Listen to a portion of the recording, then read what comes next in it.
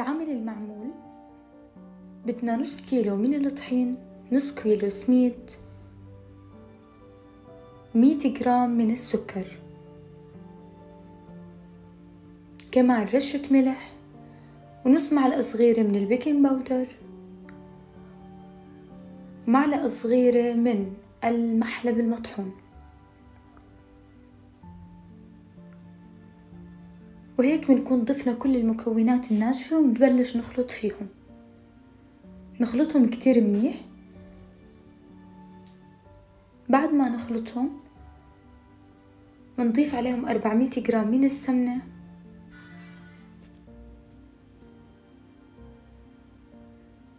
بنبلش نحرك فيهم. بعد ما نتأكد انه اختلطوا كتير منيح بنحط 4 معالق من الزيت،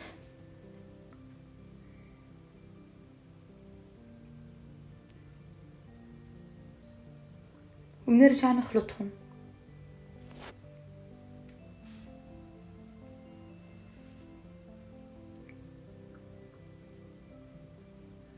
بعدين بنضيف الحليب.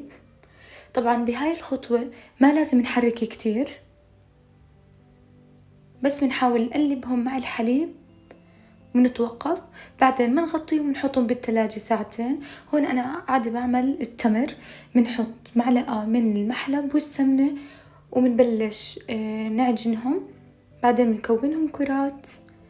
بعد ساعتين بنجيب عجينة المعمول ونبلش نعملها مثل كرات ونحط جواتها التمر. بنستخدم قالب المعمول حتى نعمل الشكل اللي احنا بدنا اياه.